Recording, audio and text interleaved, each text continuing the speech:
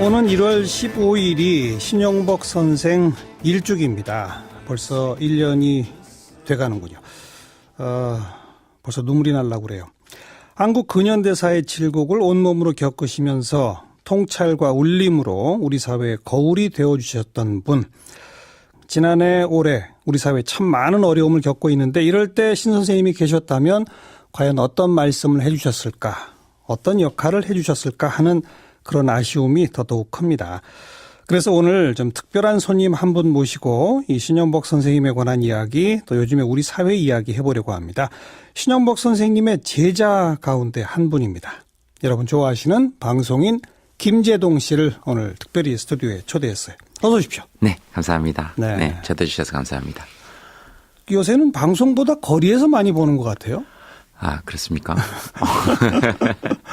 뭐 거리에 지금 저만 있는 게 아니니까요. 아, 물론, 예. 네, 저만 있는 게 아니니까요. 네.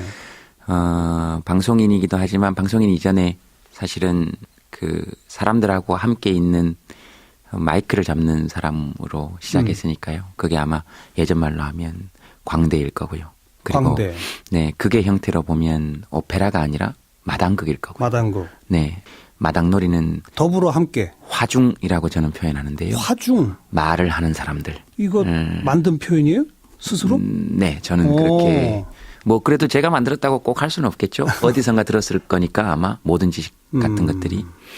근데 모든 방송의 형태들이 사실은 사람들을 가르쳐야 될 대상. 예. 그리고 사람들은 1시간 반 동안 듣거나 마치 방송의 어떤 장식품처럼 마지막에 말하는 사람 따로 딱 정해져 있고 네. 나머지 그냥 듣고. 네. 그런 방송의 형태잖아요. 그게 예. 청중이라고 저는 보고요. 예. 근데 우리 마당극이나 줄을 탈 때 광대든 철저히 그 시대 사람들의 언어를 말 그대로 대변하거든요. 그렇죠. 대신해서 말하고 또 그 사람들이 직접 자기들의 사연을 이야기하고 지금 거리에서 그런 형태이기 때문에 저는 특별히 뭐 다른 형태를 하고 있다기보다 원래 제가 하던 일들을 옛날에 계속 하던 거. 네. 길거리에 사람들이 제일 많으니까 우리니까 그 거기 사람이 있어야죠. 있는 곳이라면 어디든 간다. 사람들이 있는 곳이라면 제가 어디든 간다기보다 네. 사람들이 거기 모여 있으면 거기가 제일 재밌지 않을까요? 예. 거기가 제일 좋고 요즘 제일 태극기 모여 있는 데는 잘 안 가시죠, 근데 태극기가 글쎄요. 태극기는 사람들의 상징이어야 하는 것이잖아요.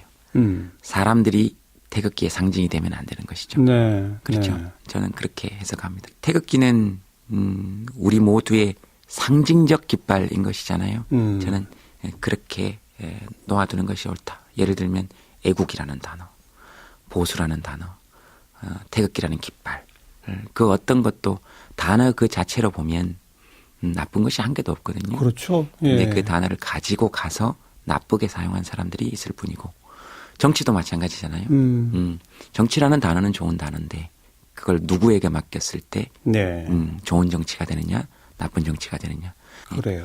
옛날 유신 때 이럴 때는 말이에요. 네. 법정에 피고인들이 서서 애국가를 부르면 경위들이 와서 입을 틀어 막았어요. 그리고 그 당시에는 80년대까지만 해도 네. 대학 교정에서 태극기를 흔들려고 그러면 붙잡혀 갔어요. 네. 그러니 참 이렇게 태극기라는 거 하나가 시대에 따라서 상황에 따라서 장소에 따라서 다 다른 의미를 갖는 거 아니겠습니까? 네. 미묘해요. 이런 거 보면. 네. 거리에서 사회를 보고 하면서 주로 만민 공동회식에 네. 이 자유 발언 네. 이렇게 뭐 나와서 하시고 네. 뭐 그때 이제 중간중간 추임새 넣고 분위기 만들고 이제 그런 역할을 주로 하시잖아요. 네. 깜짝깜짝 놀라지 않아요? 나와서 발언하시는 분들 얘기를 들으면서. 엄청 재밌습니다. 재밌죠. 네, 엄청 재밌고 시인도 나오고요. 시인도 나오고 그다음에 어린이 그러니까 시인이 전문 시인이 아니고요. 네. 본인이 적어 오신 거 그렇게 해서 사람들이 앵콜을 요청하기도 하고 그러니까 가끔 그런 만민공동회를 보면서 사람들이 그런 얘기를 하거든요. 우리나라 사람들이 이렇게 말을 잘했나. 그러니까. 근데 저는 반대로 생각해야 된다고 생각해요. 예. 이렇게까지 사람들에게 마이크를 주지 않았나. 아, 말할 기회를 안 줬을 뿐이다. 네, 이렇게까지 사람들에게 말할 기회를 주지 않았었구나. 거기로 돌아가야 한다고 생각해요. 마이크, 그러니까 말할 권리. 우리 하다못해 노래방에서도 사장님은 한 2곡씩 하잖아요. 그리고 2절까지 하고. 네. 근데 보통 조금 이렇게 낮다 싶으면 1절 하고 눈치 보고 꺼야 되거든요. 분위기 안 좋으면. 예. 그런 마이크가 결국은 말할 수 있는 시간의 차이가 저는 권한의 차이로 드러났다고 생각해요. 그게 시대적으로 나타난 건 투표권. 투표권. 그게 네. 말할 수 있는 권리잖아요. 그렇죠. 참정권이라는 것이. 정치적 발언의 기회죠. 참정권이고 그런 게 투표권이었고 지금으로 투표권이 지금 시대적으로 완료가 되었다고 보면 사실은 지금은 발언권을 돌려줘야 하는 시대인 거라고 생각해요. 미디어의 시대라고 하니까요. 예. 그 미디어에서 말하는 사람들 소수가 정해져 있고요. 요새 이제 1인 미디어 시대가 돼서 그건 점점 확장이 돼가고 있죠. 사실 네. 또. 확장이 되어가고 있음에도 불구하고 사실은 1인 미디어 시대에서 오히려 주류 미디어가 던져준 의제들을 가지고 우리가 소화해내는 1인 미디어 시대가 되면 안 되는 것이니까. 그렇죠. 자기 걸 만들어야죠. 네. 1인 미디어들의 목소리가 주류의 미디어들을 주도해 나갈 수 있는 시대의 초기에 있다고 저는 생각해요. 그런 시대가 이제 오고 있다. 이미 진입했다고 생각해요. 이미 진입했다. 네. 그게 4차 산업혁명이잖아요, 사실. 그게 4차 산업혁명이잖아요. 네. 그런 촛불 집회나 뭐 이런 주최 측에서 주로 김재동 씨를 이렇게 와달라고 초청하는 거죠? 내가 가겠게요. 손 든 건 아니죠? 일단 무료니까 지금 그렇게 하는 것 같고요. 이렇게 무료다 그러면 딴 데서 자꾸 무료라 그러니까 그러시면 안 되고요. 광화문 촛불 집회만 무료다. 그리고 1년에 한 30에서 40회 정도는 무료 강연 정도 합니다. 많게는 50회 정도 하고요. 재능 기부는 정확히 제가 결정했을 때 재능 기부인 거니까. 거기까지 하는 거죠. 네. 그래야 돈 받아야 우리 지금 식구들 먹여 살리고. 네네 하고. 회사도 운영해야 네, 되고. 네. 근데 만민공동회는 그렇게 처음에 제가 만민공동회라는 이름을 결정 지었을 때 그 이름을 결정 지었을 때 이게 사실 서재필 쌤께서 하신 거잖아요. 예. 그리고 고종이 처음으로 어찌됐든 나와서 호통만 치고 돌아가긴 했지만 그리고 보부상들을 동원해서 만민공동회에 나온 사람들을 폭행하긴 했으나 결론은 그렇게 됐으나 최초로 시민들이 군항을 광장으로 끌어낸 행사거든요. 그래서 그 만민공동회의 완성판 결정판 그때는 끌어내기만 했지만 이번에는 네 확실히 결정짓고 내려가게 해야 되지 않겠습니까? 그래서 처음 시작한 거예요. 1월 달에 좀 계속 또 갑니까? 촛불 집회 매번 갑니까? 이제 그 다른 소도시들 6군데 정도 있습니다. 그분들은 또 상대적으로 광화문 광장보다 열악하죠. 집중받지 못했잖아요. 그렇죠. 하지만 그래서 오히려 그분들의 열정이 더 소중한 거 아닐까요? 네, 그러니까 가서 우리 잘하고 있다. 네. 그리고 우리가 옳다. 이런 거 서로 확인하는 건 앞으로 길게 우리의 목소리를 내는데 길게 행복하게 가는 데는 되게 필요한 일 같아요. 그리고 제가 그게 또 즐겁기도 하고요. 재미있고 즐겁고. 네. 그 제주도 요번에 만민공동회 갔는데 비 왔었거든요. 예. 그래서 거기 주최하시는 분께서 아이고 이거 사람이 안 오면 어떡하냐. 그래서 우리끼리 모여서 그렇게 결론을 내렸어요. 사람이 안 오는 게 아니고 한 사람이 와도 사람이 오는 거 아니냐. 한 사람이 와도 진짜 그 사람의 우주를 끌고 오는 거잖아요. 그리고 잠깐 와서 이렇게 앉아서 계시는 것 같지만 그날 일단 하루 다 비워야 되죠. 그 다음에 아이들 데리고 나오시는 분들은 아침부터 기저귀 챙기고 유모차 챙기고 비 오는 날 비옷 챙기고 차 타고 그 다음에 거기까지 걸어오시고 그 다음에 비 오는 날은 서서 비 맞는 저보다 거기 실제로 앉아있어 보면 그 바닥에서 한기가 올라와요. 그럼요. 네, 이 바지가 젖고 아무리 비옷을 입어도 그렇게 앉아 계시는 분들 이렇게 보면 사실은 그 몸짓 하나하나가 다 말이거든요. 눈물도 말이고, 그리고 침묵도 말이고, 그 공간을 점유하고 있는 한 세계가 다 말이고, 그런 거 보는 건 저에게도 굉장한 희열이고, 기쁨이고, 그리고 묘한 해방감 같은 거 있고요. 그리고 굉장히 짜릿한 연대감 같은 거 있고요. 그런 거 서로 확인하는 일은 정말로 행복한 일이에요. 천상광대시군요. 사람들 많은 곳 무대 위 가면 기분 좋아지시는. 네. 근데 갈 때는 귀찮더라고요. 아시죠? 이렇게. 일단 딱 서면. 네. 서면 그 왜 작두 위에 잘하면 이거 작두 위에도 설 수 있지 않을까 이런 느낌이 가끔 들 정도로. 네. 좋아요. 네. 자, 오늘 모신 게 신윤복 선생의 제자 가운데 한 분으로 네, 네. 오늘 모셨는데 직접 수업을 들으셨죠? 네, 쌤 수업, 고전 수업 들었어요. 네. 저 학점은 잘 나왔어요? 학점 쌤께서 잘 안 주셨어요. 잘 안 주셨는데 수업은 열심히 들어갔습니까? 네, 쌤은 저 잘 봐주셨어요. 수업 열심히 들어갔다기보다 수업에 들어간 학생들을 술 열심히 사줬어요. 술 열심히 사주고 꼭 거기 뒷동산이 있거든요. 거기 가고 그다음에 선생님이 그 요청하시는 다른 외부 강연 같은 거 거기 가서 또 같이 하기도 하고 많이 그 그랬어요. 학교에 편입하신 건데 네. 그 전부터 신현보 선생님과 알고 계셨죠? 네, 선생님 알고 있었죠. 책으로. 책으로. 그리고 엄청 뵙고 싶어서 어떻게 하면 선생님 가까이서 좀 뵐 수 있을까? 그래서 그 학교에 또 편입하게 된 거고. 일부러 찾아가서 뵙고. 네, 네, 벌써 1년 됐습니다. 네. 돌아가신 지. 네, 선생님이 지금 계시면 네. 요즘에 이 최순실 박근혜 게이트 그리고 대통령 탄핵 그리고 광화문 촛불 혁명 이런 모습을 보시고 네. 뭐라고 하셨을 것 같아요? 스님 거의 남의 탓하시는 거 제가 보신 적 한 번도 제가 본 적이 거의 없는 것 같아요. 그리고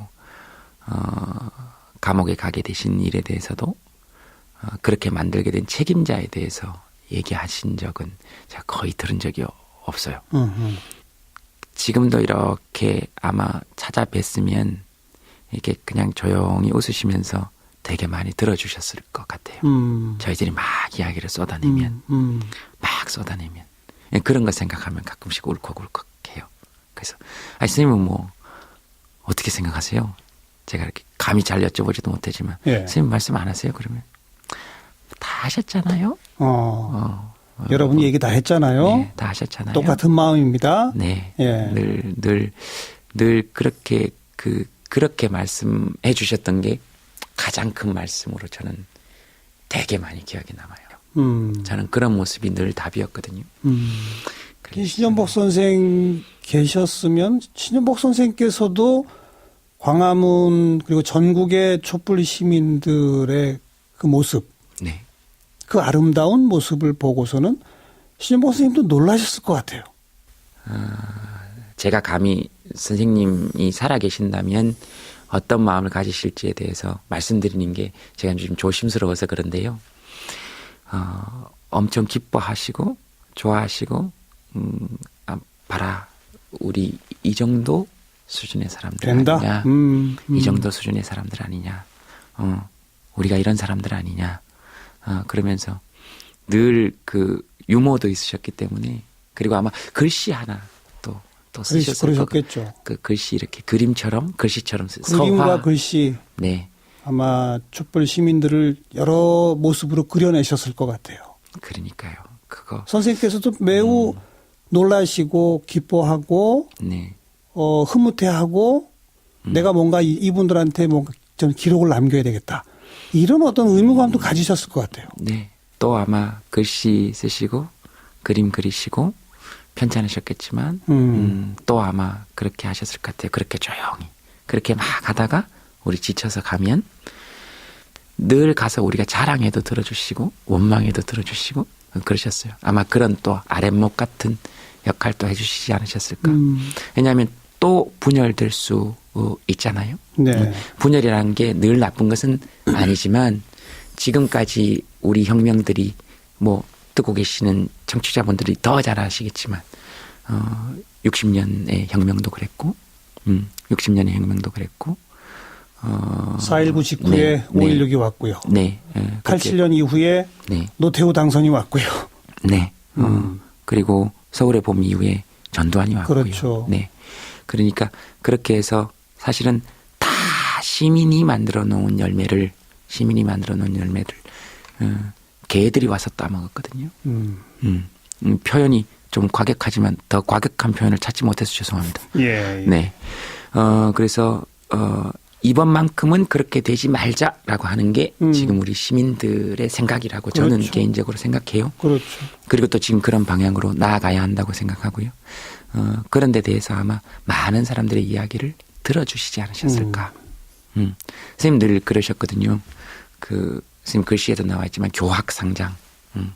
가르치고 배우면서 서로 함께 가르치며 배운다. 함께 성장한다. 네, 네. 그리고 제가 정확히 기억하는지는 모르겠지만 배운다는 것은 자기를 낮추는 것이고 가르친다는 것은 다만 희망에 대해서 이야기하는 것이다.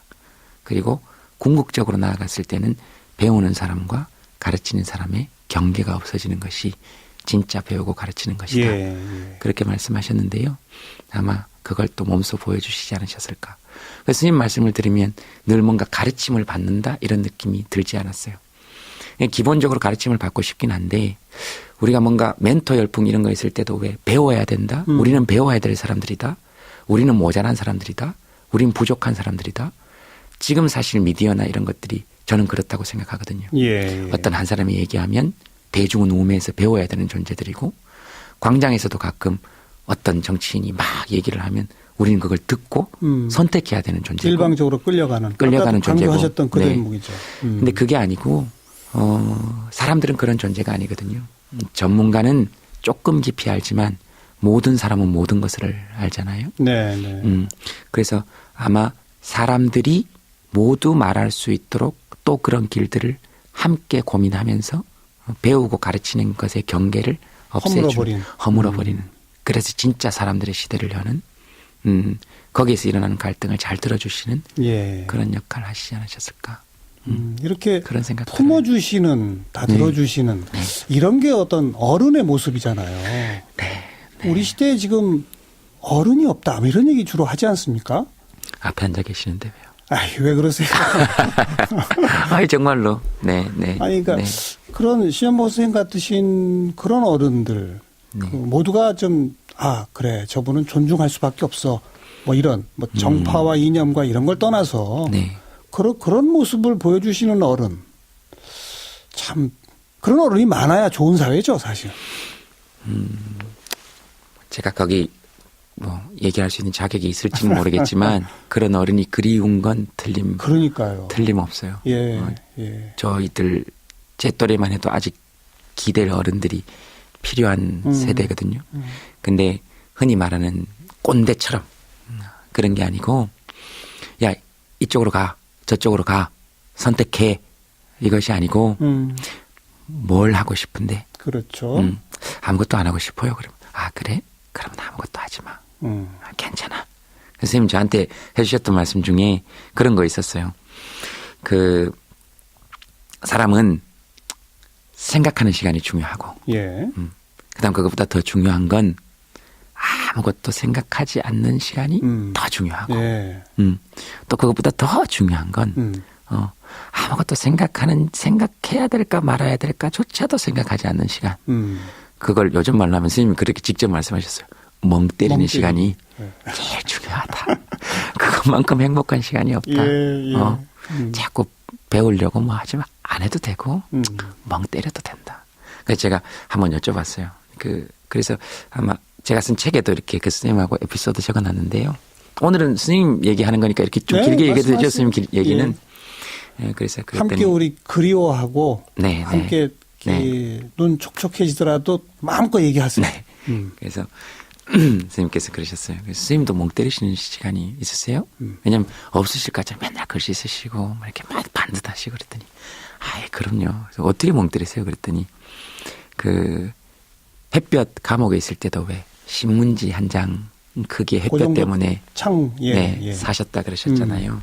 그 햇볕이 커졌다가 작아졌다가 하는 그걸로 견디셨다고 그러셨는데 그 햇볕을 이렇게 보시면서 속눈썹 사이로 무지개를 만드는 시간이 당신께서는 그렇게 행복하시다고. 우리 왜 알잖아요. 이렇게 햇볕 이렇게 쫙 보면 이렇게 해가지고 왜 이렇게 눈 가늘게 뜨고 보면 이렇게 무지개빛 이렇게 막 야 이걸 또 이렇게 선생님 뭐 그런 것까지 멍 때리는 시간까지 이렇게 문학적으로 표현했어요. 재수 없게. 속눈썹 사이로 무지개를 보는 만드는 시간. 원래 없는데 속눈썹 사이로 만드는 시간이잖아요. 그러니까 만든다 그 표현이 저는 아직도 되게 기억에 남아요.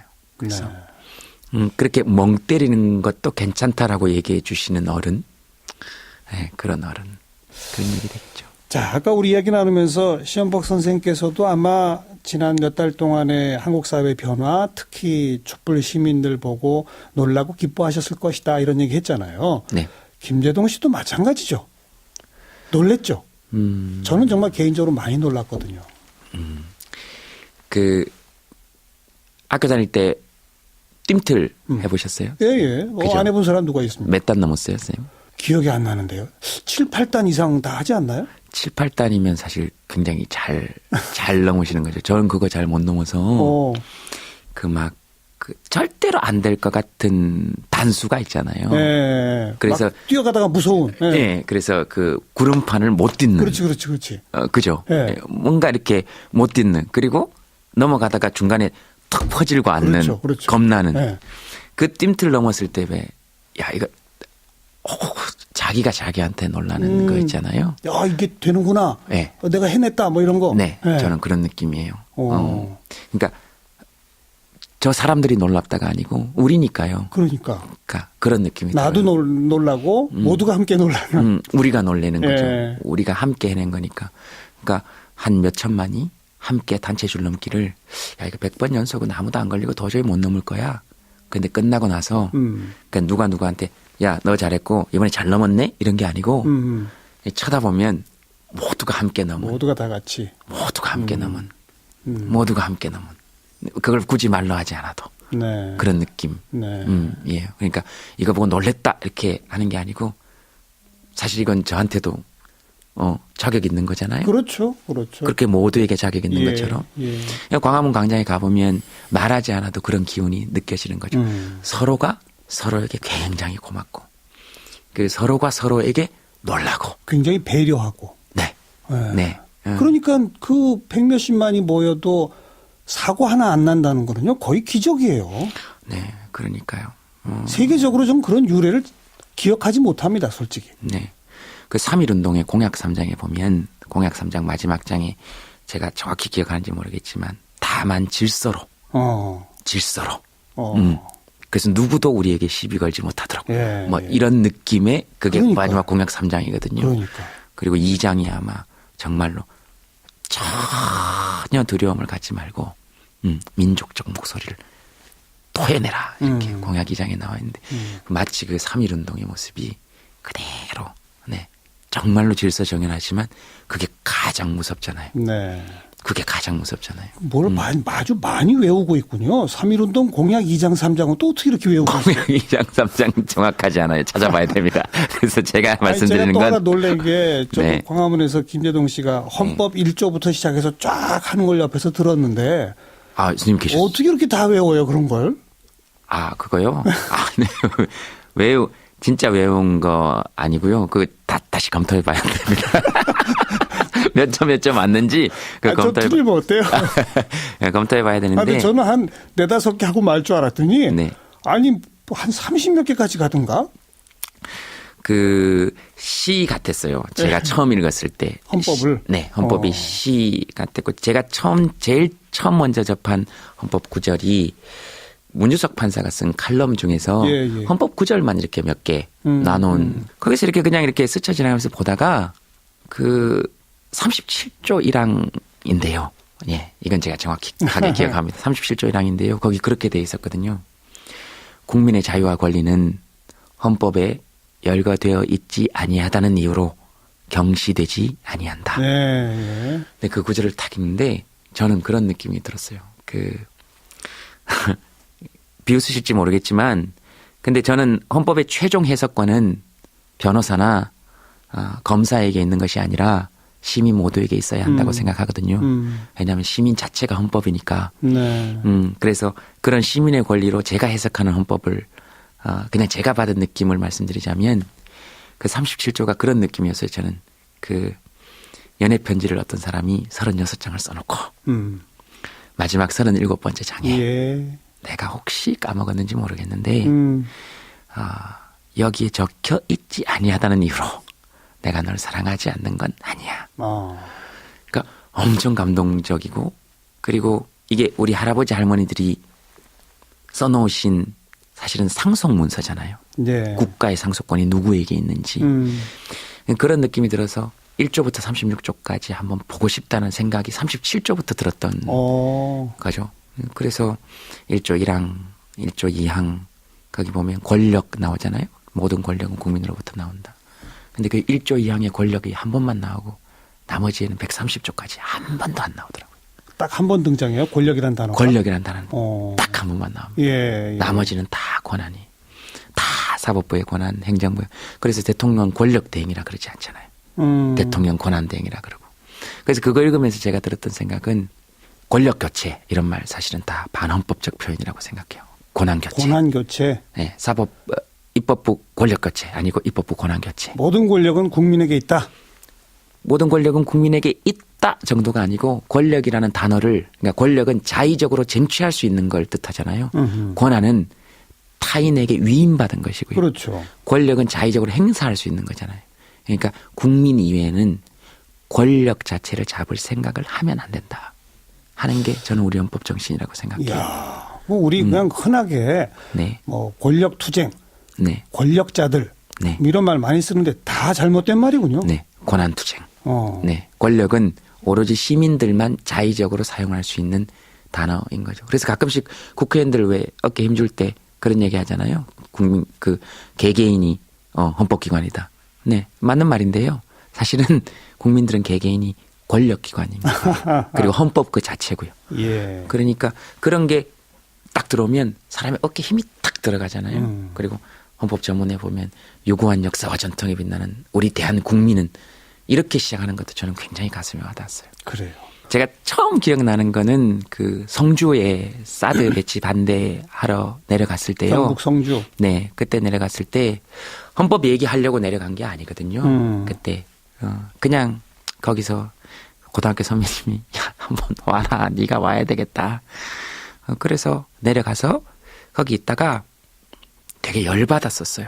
왜냐하면 그 올라가기 전에 이렇게 하고 있는데 어떤 어머님이 오셔가지고 저를 막 끌어안고 우시는 거예요. 아이고, 내보고 빨개 일한다. 종북이란다. 무서워 죽겠다. 할머니가? 네. 처음 들어보시는 얘기잖아요. 그렇죠. 우리 얘기 좀 해달라고. 예, 예. 근데 엄청 열받았어요. 화가 나죠. 네, 엄청 열받았고 그래서 이렇게 올라갔는데 그냥 딱 보는 순간 헌법 생각이 났어요. 어머님, 아버님들 이렇게 아스팔트 저녁 드셔야 될 시간에 아스팔트 바닥에 앉혀놓으면 예. 이거 주권자들에 대한 대우 아니니까 이게 헌법 1조 1항 위반인 거다. 민주공화국의 뜻이 뭔데 쌀을 나누어 먹는 나라. 누구도 동시에 자기 의견을 말할 수 있는 나라. 그러면 위반이고 2조 국민이 되는 요건을 갖춘 사람들이 대한민국에 배치되는 무기 체계에 대해서 얘기할 수 있는 자격이 없다? 그러면 이거 헌법 2조 위반이고 예, 예. 이렇게 행복하지 못하게 하면 헌법 10조 행복주권 위반이고 저절로 막 나오는군요. 하나씩 하나씩. 그 모습들을 보면 어떤 헌법을 위반했는지가 그냥 눈에 보이죠. 정말. 게다가 그 할머니가 평생 처음 나보고 빨갱이래 이런 소리 들었다는 것은 그럼요. 아닙니다. 할머니가 권력자십니다라는 말 해드려야죠. 네. 네. 그래, 다 자연스럽게 헌법으로 연결이 되더라. 네. 네. 그렇군요. 헌법 전체를 통틀어도 거기부터 시작된 예, 거군요. 국민이 지켜야 될 법이 아니고요. 헌법은 제가 읽기로는 그렇거든요. 국가가 정부 기관들이 예. 해야 할 일들 네. 그러고죠. 국가가 국민을 위해 국민의 권력을 지키기 위해서 어떤 권한을 행사해야 되는지를 써놓은 거거든요. 그래서 그들이 지켜야 될 법이에요, 사실은. 맞아요. 네. 그래서 네. 지금 이제 2017년 1월 그리고 몇 달 후가 될지 이른바 권한을 서로 뺏고 빼앗기기 위한 선거 뭐 이런 것들이 이제 예정돼 있는 네. 이 시대 2017년 1월 대한민국이 시민들이 만든 열매를 시민들의 것으로 계속 키워가기 위한 첫 번째 과제는 뭐예요? 첫 번째 과제는 지금 이미 시민들이 이야기하고 있는 말씀하시고 계시는 것 중에서 다 있다라고 저는 생각해요. 예, 예. 지금 만민공동회를 통해서 엄청나게 많은 정책들이 쏟아져 나오고 있는 예. 거거든요. 예. 만민공동회뿐만 아니라 촛불 집회에서도. 첫 번째는 적어도 한반도 내에서의 대한민국의 주도권 회복. 북한에 대해서 경제 제재를 할 거냐 아니면 대화를 할 거냐. 거기에 대한 주도권을 회복하자는 것이죠. 예. 그러니까 제재냐 협력이냐 양분되는 문제가 아니고 그것을 결정할 수 있는 주도권을 대한민국이 쥐어야 된다는 게 가장 지금 많이 나오는 거 아니에요. 사드 배치도 마찬가지죠. 사드가 만약에 정말로 필요하다면 중국이 반대한다 해도 설치할 수 있어야 해요. 물론이죠. 근데 사드가 만약 정말로 필요하지 않다면 미국이 하라 그래도 하지 않을 수 있어야 되거든요. 그런 대한민국의 주도권. 그런 대한민국의 주도권이고 그리고 그것이 필요하다고 하더라도 국민의 허락을 최종적으로 구하겠다는 헌법적 정신을 가진 권한이 필요한 것이죠. 예, 예. 좋습니다. 그게 1번이고. 그게 1번이고요. 지금 두 번째는 경제의 시민 주도권 회복인 것이죠. 예, 예. 그게 지금 나오고 있는 게 최저임금 10,000원. 그다음에 재벌들에게만 집중되어져 있는 경제 정책들. 이런 것들이 시민들 위주로 경제 정책이 재편되어야 한다는 것이죠. 그렇죠. 최저임금 10,000원 같은 건 자영업자분들은 지금 당장 힘드실 수 있으니까 지금 현재 최저임금은 자영업자들이 지급을 하고 그다음 나머지 10,000원 정도의 차등 부분 적어도 3,000원 정도 되는 부분은 정부에서 한시적으로 보조하는 방안. 뭐 정책 패키지로 네. 이미 다 있어요. 네, 그러니까 자영업자들 지원하기 위한 방법들이. 그렇게 되면서 나오는 여러 가지 누구도 상처받지 않는 방안. 다만 우리를 위한 경제 정책을 만들어 내달라. 좋습니다. 경제에서의 시민 네, 주도권. 경제에서의 시민 주도권 회복. 세 번째는 세 번째가 정치에서의 시민 주도권 회복이 되겠죠. 예를 들면 국회의원 탄핵권은 지금 현재 셀프 탄핵 외에는 방법이 없는 것이죠. 자기들끼리 3분의 2가 동의해야 제명하는데 예. 그런 일은 거의 없을 거라고 봐야 된다는 것이죠. 그러니까 국민들한테 그것도 줘야 한다. 네. 국회의원 탄핵권. 예를 들면 당선 1년 후에는 지역 주민의 과반수 발의, 과반수 찬성이면 국회의원은 탄핵한다. 시민 소환제 뭐 이런 것들이죠. 네. 그런 게 헌법에 명시되어야 하는 것이고 대통령 탄핵도 마찬가지죠. 지금 최종 권한은 헌법재판소에 있다는 것이죠. 네. 물론 국민의 대의기관인 국회에서 탄핵 절차를 밟긴 하지만 65조에 그렇게 명기되어 있는데 65조에 국민 대통령 탄핵권 같은 것도 함께 명기가 되는 것이 옳다. 그러니까 국민의 대통령 당선 1년 후 국민의 3분의 2가 발의하고 유효투표 예를 들면 유효투표 3분의 2가 찬성하면 조금 까다롭고 엄격한 것이죠. 왜냐하면 함부로 또 역시 탄핵이 되면 안 되는 것이니까. 예. 다만 명시적으로 국민이 대통령을 탄핵할 수 있는 길을 헌법적 권한으로 열어놓는 것이 그렇게 되면 대통령의 권한은 저는 자연히 분산된다고 봐요. 그 출발선부터 개헌에 대한 얘기를 하는 것이 시민의 정치 주도권 회복의 첫 출발점이 되지 않겠냐. 한반도 내 대한민국의 주도권 확보, 경제에서의 시민 주도권, 정치에서의 시민 주도권. 이것이 지금 시민들이 만든 열매를 더 풍성하게 갖고 가는 길일 것이다. 이게 우리의 과제다. 네. 이런 말씀이고. 되겠죠? 그걸 되게 하려면 지금까지는 카지노 방식의 선거를 한 거거든요. 카지노에 가서 우리가 돈을 따지 못하는, 돈을 딸 수 없는 이유는 패를 우리가 질 수 없기 때문에. 예. 세팅도 다 거기서 하고. 그리고 늘 딜러가 돌리고. 그럼 어떻게 해야 돼요? 근데 고스톱은 그렇지 않죠. 패를 우리가 선이 주고. 바뀌죠. 예. 선이 바뀌죠. 예. 근데 지금까지는 다 정치인들이 패를 쥐고 있었다는 거죠. 그것도 엘리트 정치인들이. 결국 그 사람들 자리만 바뀌는 거잖아요. 여야 자리 바꾸면 한다는 것이. 물론 정도의 차이는 있겠죠. 그럼 시민이 패를 쥐는 방법이 뭡니까? 시민이 패를 쥐는 방법은 지금까지는 정치인들이 공약을 들고 나와서 자, 1번 후보의 공약을 지지해달라. 2번 후보의 공약을 지지해달라. 그 시민들이 요구사항을 집약해놓고 네. 이 말 들을 사람 손들어 이렇게 해라 이거죠? 네. 3번 후보의 공약을 지지해달라. 그래서 우리는 3지선다 또는 4지선다 또는 5지선다. 그 중에 하나 고르는 거죠. 뭐. 하나 고르는 것밖에 안 되잖아요. 근데 지금은 촛불 혁명을 통해서 지금 아직 미완의 혁명이긴 하지만 사람들로부터 수많은 정책들이 쏟아져 나오고 목소리가 있고. 쏟아져 나오고 있으면 예.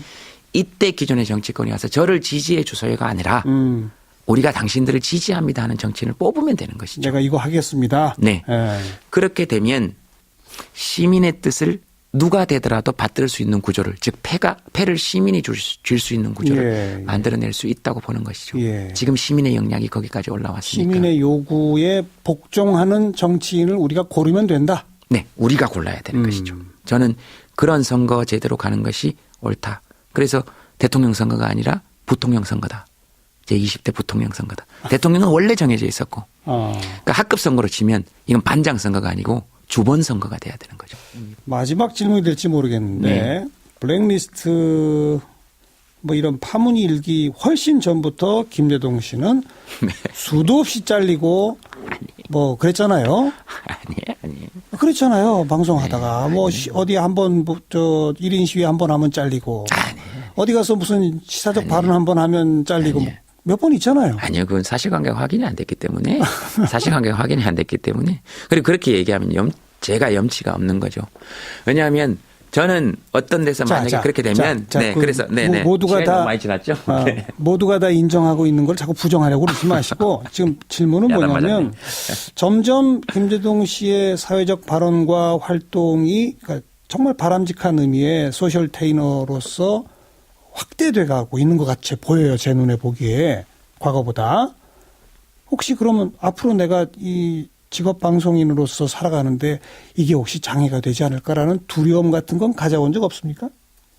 10년 정도 되면 내공이 조금 생깁니다. 이게 지금 10년 차거든요. 10년 차거든요. 그래서 이제 기관의 직원들도 만나봤고요. 만나보면 또 이렇게 얘기하다 보면 다 좀 통합니다. 이렇게 얘기하다 보면 다 좀 통하기도 하고 다 적어 놓은 거긴 하니까 노무현 전 대통령 노제 때도 그 일주기 때도 안 가는 게 좋지 않겠냐 그래서 가는 게 좋겠다. 만약에 제가 지금 여기서 안 가게 되면 당신들 나한테 협박한 거 된다. 그럼 나중에 문제 생긴다. 근데 가지 말라 근데 내가 가면 우리 둘은 협의한 게 된다. 협의는 아무런 법적 문제가 없다. 어떻게 하실래요? 가는 게 낫겠죠. 그랬더니 가는 게 낫겠다. 그렇게 얘기하고 이제 내공이 조금씩 생기죠. 그리고 두렵지 않습니까? 이렇게 물어보는 사람들이 있어서 별로 두렵지 않아요. 걱정해 주는 사람들이 많으니까. 그러니까 두려운 건 사실인데 기본적으로 마이크를 잡았다는 건 사람들의 도움을 받았다는 거거든요. 좋습니다. 그러니까 큰 걱정 없습니다. 김재동 씨. 그러니까 출연료 이거는 좀 주셔야 돼요. 이거를 얼렁뚱땅 넘어가시거나. 물론 드립니다. 주세요. 김재동 씨의 활동 공간이 방송 안이건 방송 바깥이건 점점 더 넓어질 수 있고 또 탄탄해질 수 있는 그런 것이 좋은 사회다. 이렇게 말하면 될 것 같아요. 시민 김재동으로서는 거기에 전적으로 동의합니다. 그러니까 시민 김재동이니까 거기 앞에 김재동을 시민으로만 바꾸면 되니까 연예인이 무슨 정치 얘기를 하냐. 그러면 그건 헌법을 한 번도 안 읽어본 사람이거든요. 국민은 누구든지 정치적 발언권을 가지고 있고. 그렇죠. 더 많은 곳에서 더 밝고 멋진 모습으로 볼 수 있기를 바라겠습니다. 오늘 나와주셔서 고맙습니다. 잘 들어주셔서 감사합니다. 청취자 여러분들께도 감사드립니다. 방송인 김재동 씨 함께 만났습니다.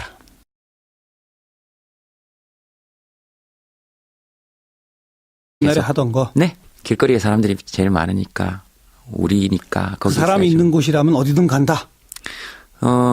사람들이 있는 곳이라면 제가 어디든 간다기보다 사람들이 거기 모여 있으면 거기가 제일 재밌지 않을까요?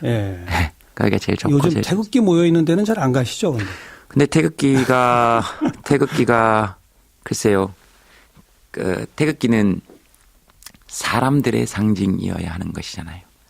사람들이 태극기의 상징이 되면 안 되는 것이죠.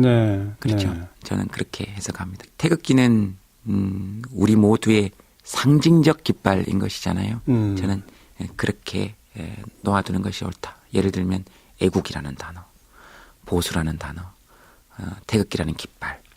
그 어떤 것도 단어 그 자체로 보면 나쁜 것이 한 개도 없거든요. 그렇죠. 근데 그 단어를 가지고 가서 나쁘게 사용한 사람들이 있을 뿐이고 정치도 마찬가지잖아요. 정치라는 단어는 좋은 단어인데 그걸 누구에게 맡겼을 때 좋은 정치가 되느냐 나쁜 정치가 되느냐. 그래요.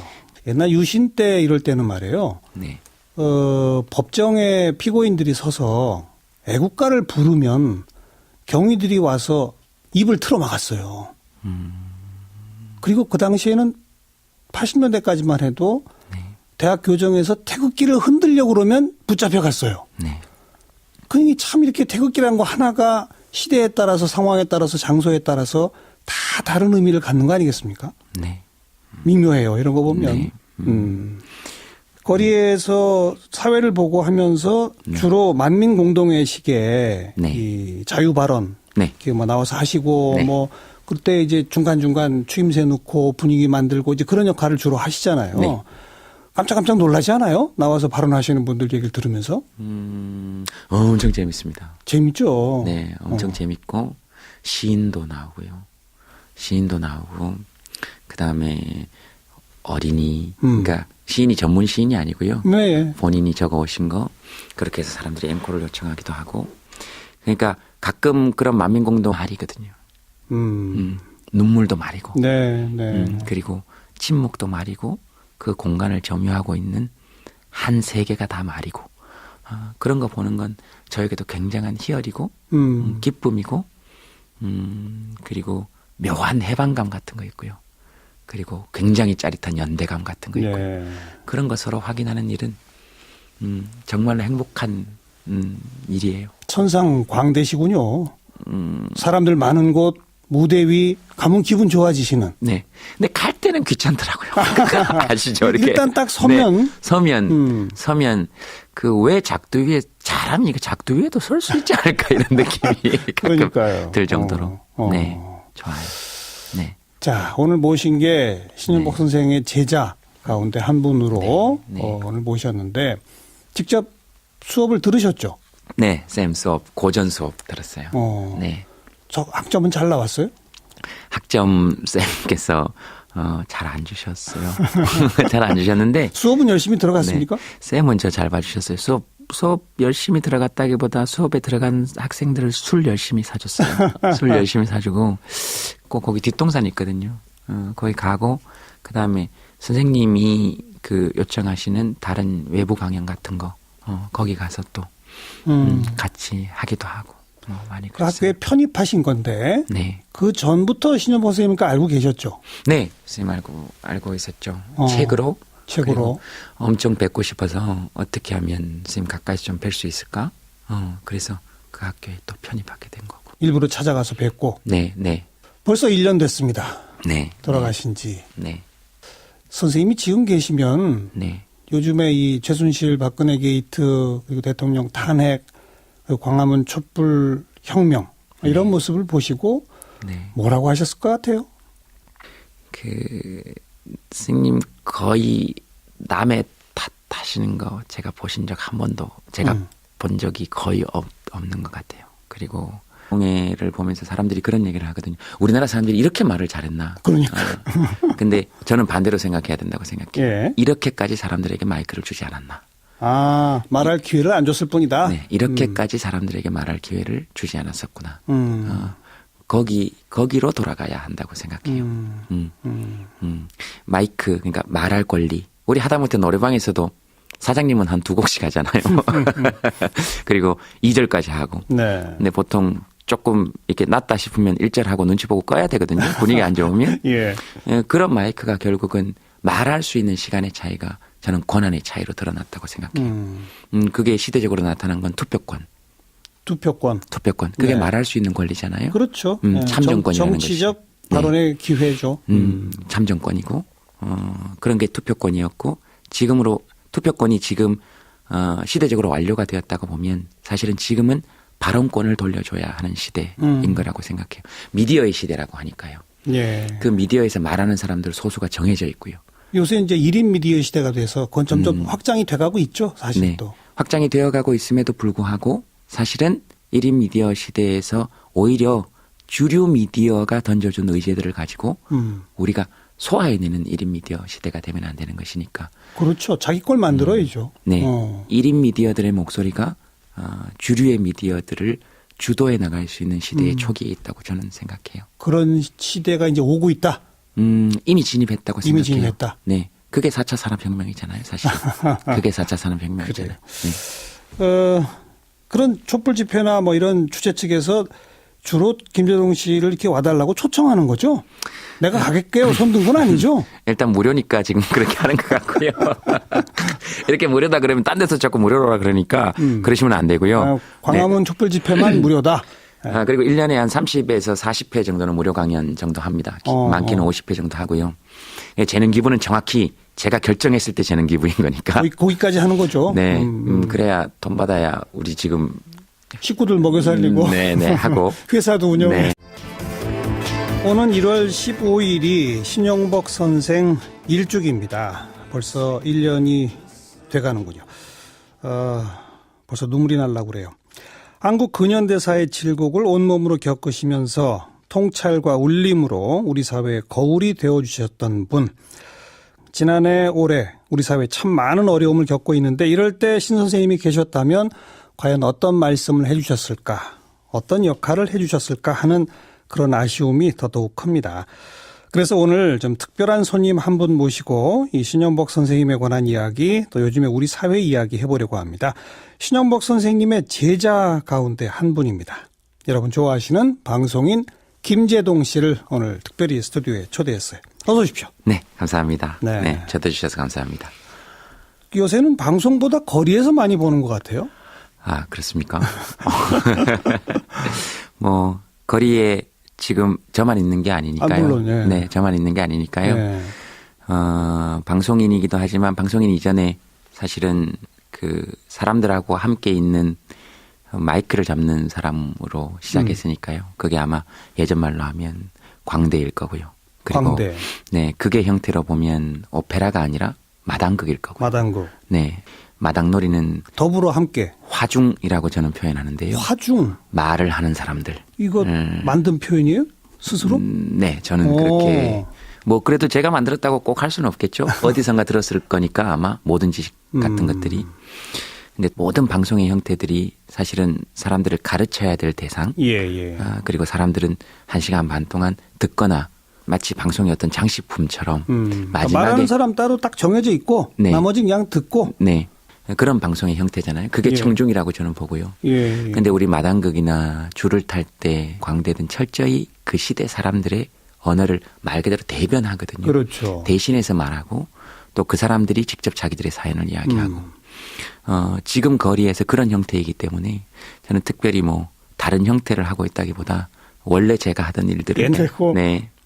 근데 만민공동회는 그렇게 처음에 제가 만민공동회라는 이름을 결정지었을 때 그 이름을 결정지었을 때 이게 사실 서재필 쌤께서 하신 거잖아요. 예. 그리고 고종이 처음으로 어찌됐든 나와서 호통만 치고 돌아가긴 했지만 그리고 보부상들을 동원해서 만민공동회에 나온 사람들을 폭행하긴 했으나 결론은 그렇게 됐으나 최초로 시민들이 군항을 광장으로 끌어낸 네. 행사거든요.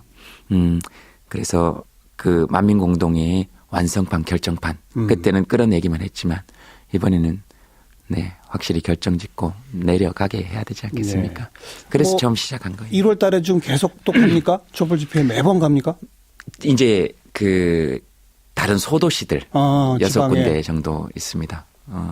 그분들은 또 상대적으로 광화문 광장보다 열악하죠. 집중받지 못했잖아요. 그렇죠. 하지만 그래서 오히려 그분들의 열정이 더 소중한 거 아닐까요? 네, 그러니까 가서 우리 잘하고 있다. 네. 그리고 우리가 옳다. 이런 거 서로 확인하는 건 앞으로 길게 우리의 목소리를 내는데 길게 행복하게 가는 데는 되게 필요한 일 같아요. 그리고 제가 그게 또 즐겁기도 하고요. 재미있고 즐겁고. 네, 그 제주도 요번에 만민공동회 갔는데 비 왔었거든요. 예. 그래서 거기 주최하시는 분께서 아이고 이거 사람이 안 오면 어떡하냐. 그래서 우리끼리 모여서 그렇게 결론을 내렸어요. 사람이 안 오는 게 아니고 한 사람이 와도 사람이 오는 거 아니냐. 한 사람이 와도 진짜 그 사람의 우주를 끌고 오는 거잖아요. 그리고 잠깐 와서 이렇게 앉아서 계시는 것 같지만 그날 일단 하루 다 비워야 되죠. 그 다음에 아이들 데리고 나오시는 분들은 아침부터 기저귀 챙기고 유모차 챙기고 예. 비 오는 날 비워 챙기고 차 타고 그 다음에 거기까지 걸어오시고 그 다음에 비 오는 날은 서서 비 맞는 저보다 거기 실제로 앉아있어 보면 그 바닥에서 한기가 올라와요. 그럼요. 네, 이 바지가 젖고 예. 아무리 비 옷을 입어도 예. 그렇게 앉아 계시는 분들 이렇게 보면 사실은 그 몸짓 하나하나가 다